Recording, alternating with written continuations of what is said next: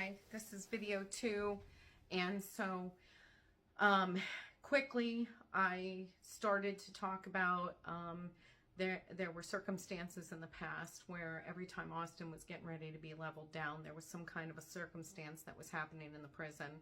One of them was a time that he was walking down the range with a buddy of his, and they were approached by 3 individuals. 2 of them had weapons. One of them stabbed his buddy in the eye, and Austin ended up getting into a fight with the 3 individuals that, started, this fight with them. And the results of this fight were that Austin got a year in solitary confinement, and the 3 individuals who were the aggressors that had the weapons ended up getting 6 months apiece, and they were all sent to better institutions. The other fight that he had been involved in was when he happened upon an individual that had what appeared like an engine in his arms, and he had dropped it on another guy's head. And true to Austin's nature, who always had to take up for the underdog, he ended up getting into a fight with this man as well. And same thing, he got recycled back into solitary confinement for a year. And I had been writing letters throughout the years, describing my my exasperation and my disbelief with how things were, happening, and it wasn't really getting anywhere. So it just seemed like there was this pattern over the years of retaliation and unfair treatment, because I couldn't understand why an institution would be so harsh on somebody who was in all actuality taking up for and helping individuals that were being seriously assaulted by other prisoners. So he had been ticket free for 2.5 years before this Melendez fight, and he had a talk with as many people in the institution as he could, and said, the only way we're going to get out of this hellhole is if we all start to figure out how to coexist without all of this violence. And I mean, honestly, it had worked, because there wasn't, any problems, for that whole 2.5 years before this Melendez circumstance happened. And that's why it was like such a surprise that it even came about. So in the aftermath of the Melendez fight, he was given 10 years in solitary confinement administratively, and he had filed a grievance and was wondering why he wasn't being transferred out of the institution, because when something like this happens, that's customary, is for them to get transferred out. And they said the reason he's not being transferred is because he was not a security risk, which is odd, because in October of 2023 they indicted him on premeditated murder. And so it's like, is there another charge in the state of Ohio that is higher or more serious than premeditated murder? Obviously, they knew or recognized their mistake right away. We had an attorney that had questioned the prosecutor about why the premeditation component was added, because, I mean, that was just bogus, and they took that away. They took those, that portion of it away. And then later on, some months later, somehow it ended up getting added back on. I don't know if it was, just to create headlines or what, but they knew darn well that there was no premeditation. Anyhow, he gets in this 4B level, and he's put on the block where they house solitary confinement prisoners. And then very peculiar to me is that they give him a porter position. So a porter, if you don't know, is like the most trusted inmate job in the prison, and basically they do tasks for the correction officers, like passing out trays or cleaning or whatever. And so they have more freedom on the range, and they're out of their cells for more, time during the day. And he was also being given street food, or what they call street food, food, normal food that you'll be getting out on the streets, because the food that they get inside of there is mostly carbohydrates, and obviously it's just not not of any real nutritional value, and not enough to satiate a young man. But so he was just placated. He was happy to be getting food that he hadn't had for years and years, and he was kind of happy to have the additional freedom, even though he was still reeling in the aftermath of what happened to Melendez, because he said that it was bothering him every day. He hadn't wanted that to happen, and he certainly was suffering from the realities of what happened to him, and the grief of it all, because he just felt immensely terrible that was how it all ended up. And he really didn't have an outlet or any way to deal with that trauma. So he was, what ends up happening is he is doing his job. He calls me one day and he says that there was these alternate correction officers that were working on the block, and all of a sudden they were starting to do the most. They were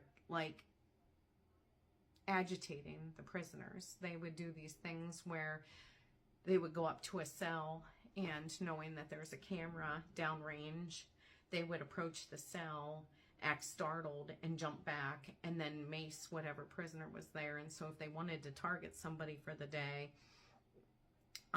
that's what they would do in order to be able to abuse them and appear like they were justified for it.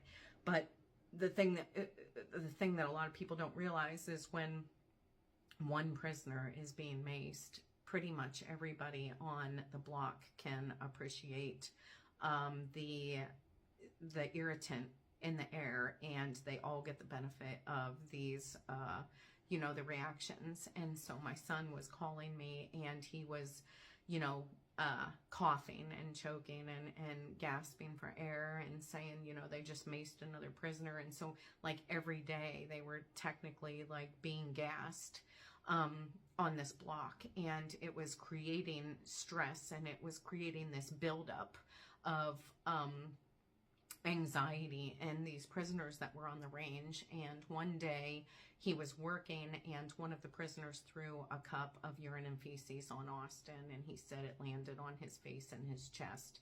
And obviously he was angry. And me working in the prison system in the past, I know that when things like this would happen and a prisoner would do this to a correction officer, they would be charged with assault with a bodily substance.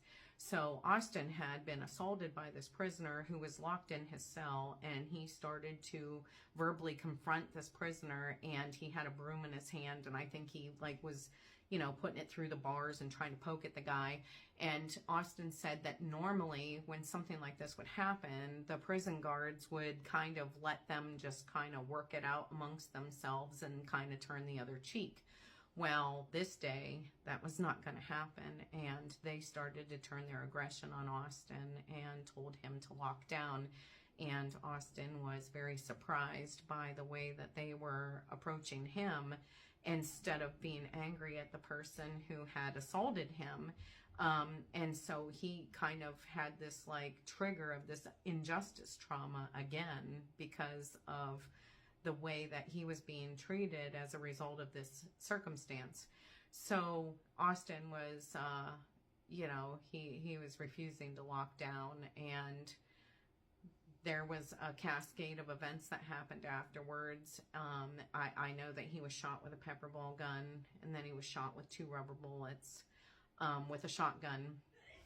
And at some point he said, "Mom," he said, "the 7 years of having to listen to people completing suicides without being able to help, watching prisoners get beat watching prisoners get beat to death, watching all of the systemic abuses, and being ripped from his home and having the first 7 years of his life taken from him, and basically in this war zone every single day. It just all hit him at once, and he just had this overwhelming urge to decide to fight back, and he took some sheets and he tied off both ends of the range, and it led to a series of events where 5 correction officers were going to gain entry onto the range, and 2 other prisoners joined in to help him.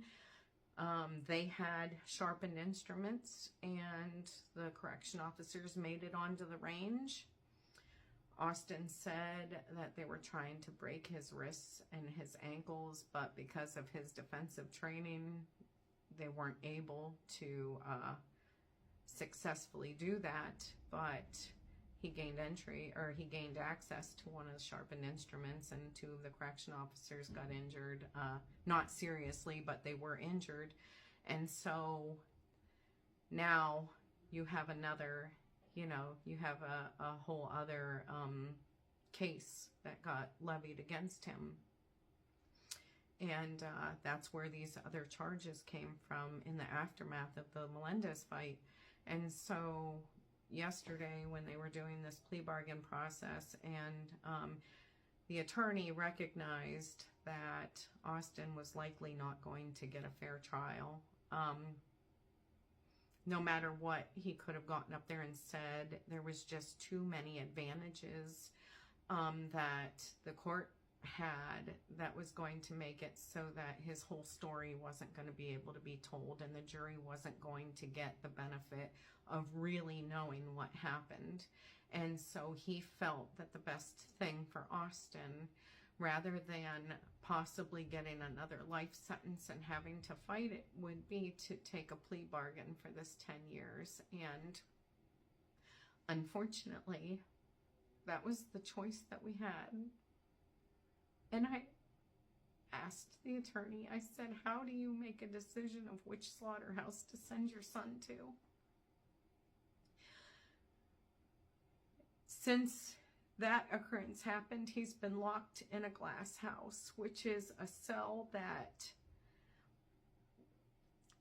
the vents are covered with plexiglass. There's no desk, no chair. He's in a concave bed.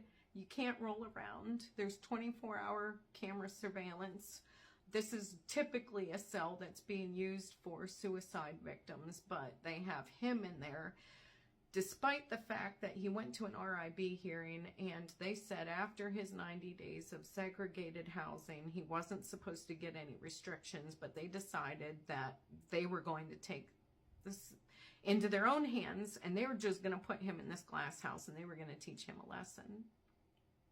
And so he has been in there, and we have had to grieve and fight just for any little civil right or anything that any prisoner is supposed to have, what little bit of rights that they're supposed to have. But these are the circumstances that have happened over the years that Austin has been in Lucasville, and I haven't even covered every little thing that they have done. I've got years of documentation and letters and dates and times, and I've been sending them everywhere. The reason that these correction officers in the state of Ohio have body cameras is because of the fact that they have killed inmates in the past. There was a veteran who had PTSD. He had a 6-month sentence. He was crying out and asking for mental health treatment and probably being belligerent and probably agitating these correction officers, and they extracted him from his cell and beat the living tar out of him and killed him, and that was the straw that broke the camel's back, and that's why there's body cameras on these correction officers.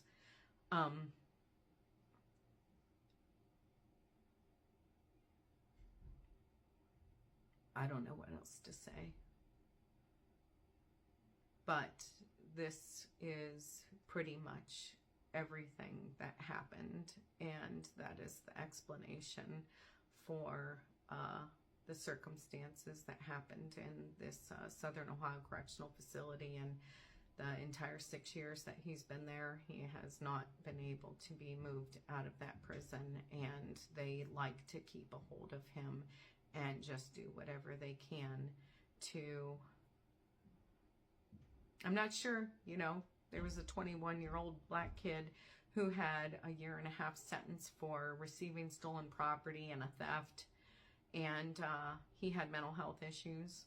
They put him in the slammer cell that had no lights. It hadn't had lights for a long period. The whole range didn't have lights for a period of time. They were inoperational. And this kid had had a suicide attempt prior to this. He was put in this slammer cell with no lights, no stimulation whatsoever. He couldn't be put in the cell, you know, that was made for suicide risk, because that's where they're putting Austin, and they don't want to take him out of there because they want to continue abusing him. So they put this mentally ill suicide risk in this slammer cell with no lights, and the next morning he's being rolled out of there in full rigor mortis. He was 21 years old, and he was found hanging in the cell. And the chaplain from that institution said that there were 12 completed suicides in 12 weeks in Lucasville.